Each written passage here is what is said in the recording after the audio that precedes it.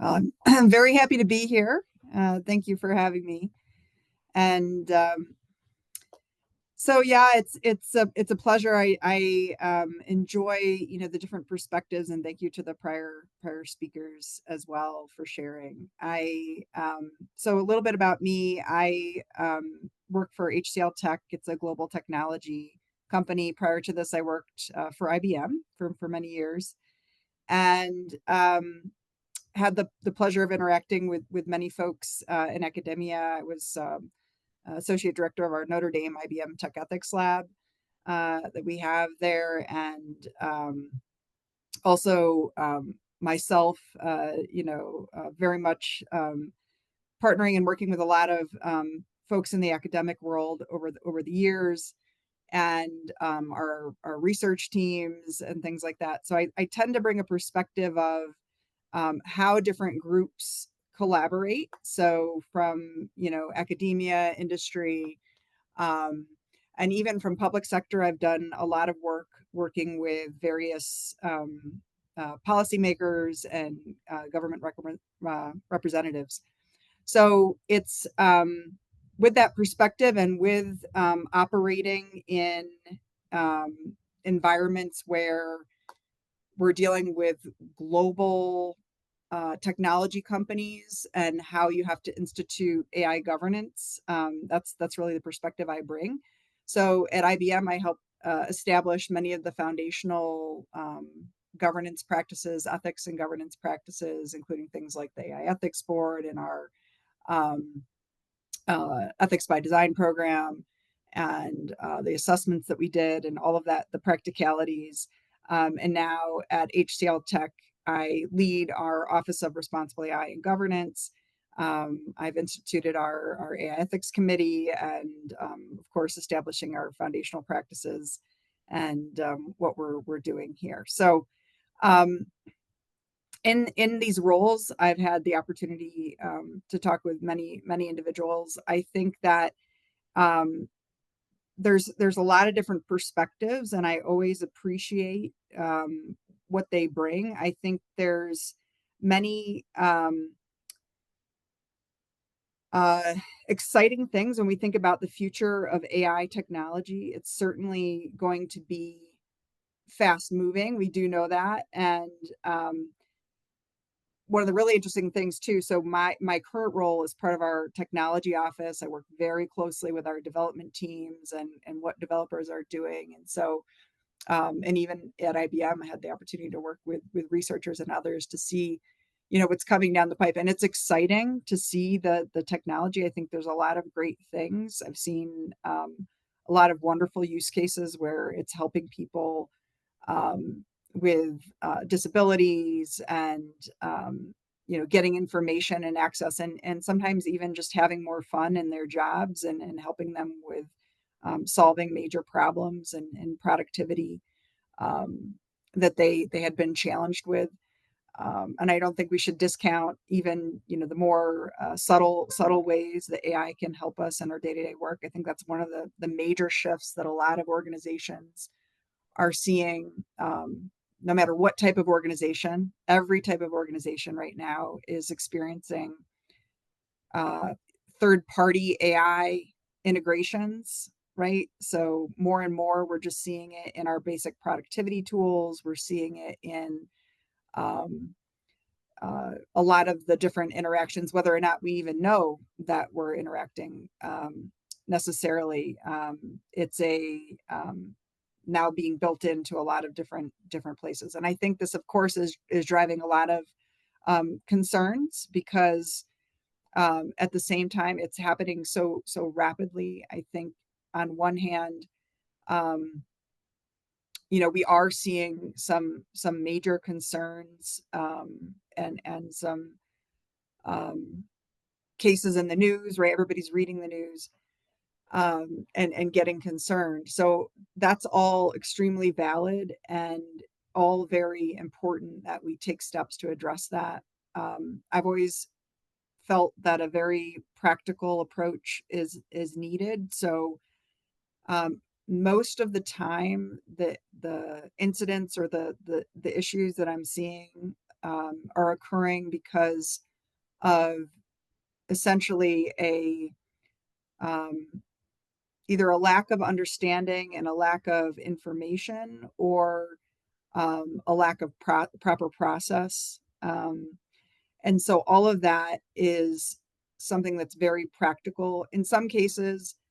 And of course, this is, I think, maybe the bigger concern, or what people get more afraid of, but is probably a smaller amount, is due to really the emerging capabilities of systems, which we need new controls for.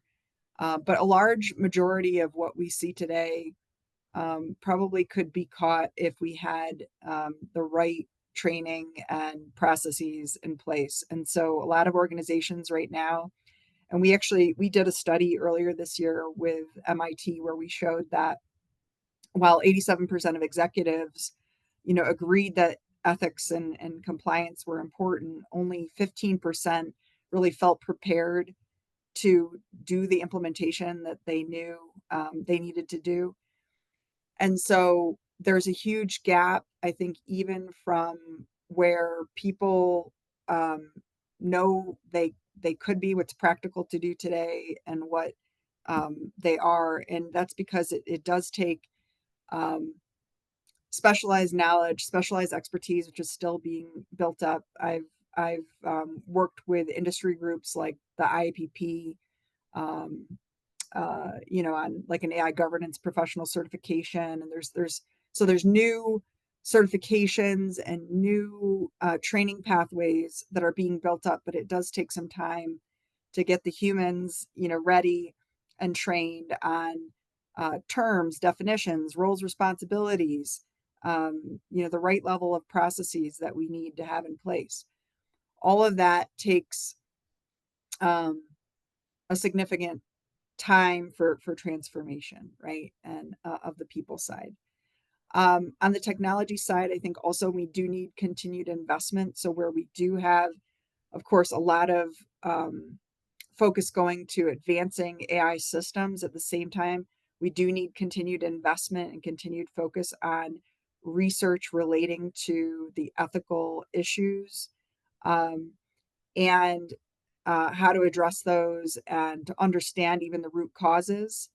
And so that all is extremely important. It's we must have continued focus and investment in all of those things, and they all need to work hand in hand. And so that is something that I definitely am seeing happen, which is good, and I want to continue to see happening more and more. So I think dialogues like this one are extremely important because they do bring out a variety of stakeholder perspectives, and we need that, and we need to have that communication, and to be um, furthering the various practical means of implementation when it comes to technology companies, and and a variety of other organizations as well. So um, I do think that from my perspective, when I was working at IBM, sort of prior to when there were international standards like ISO 42001 and 42005 now, with the impact assessment standard, which just came out, I believe it was earlier this year. And there was, and of course, this is before many of the things that we have today, other standards around the world and laws. It was much harder to predict um, and to get the right processes and your whole organization aligned. It was a longer process and a longer road because you had to build it in many cases.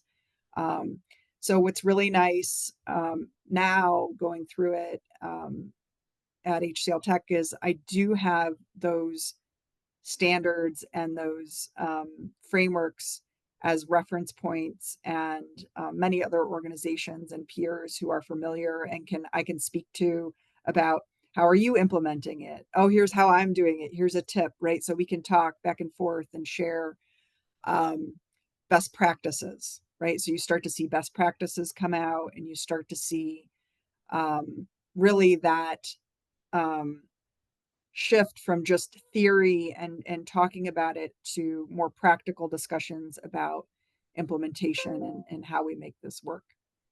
So for me, I'm very optimistic about the future of AI technology. I think that there are incredible things that it does, um, and can be used for good. We do need a lot of controls in place that is, of course, at the technical level. Like I said, more research, more focus on the technical controls, but also maybe even more like by the numbers, right, of people who need to be thinking and working on is on the process and the education and the practical aspects of putting into place the governance controls in organizations. Um, and even that's true in terms of developers and data scientists. So there are practical steps that can be taken throughout, when you're building an AI model, the things that you check for. And now what I'm seeing is many of the standard products, the cloud providers, the platforms in which people are building have inbuilt controls. So it's a matter of educating the teams on how and when to use them, how to understand the metrics. So again, it's about process, it's about education, because all of that is being built in now. You got to make sure that it actually happens. Um, so that is some of my perspective, and glad to contribute. Thank you.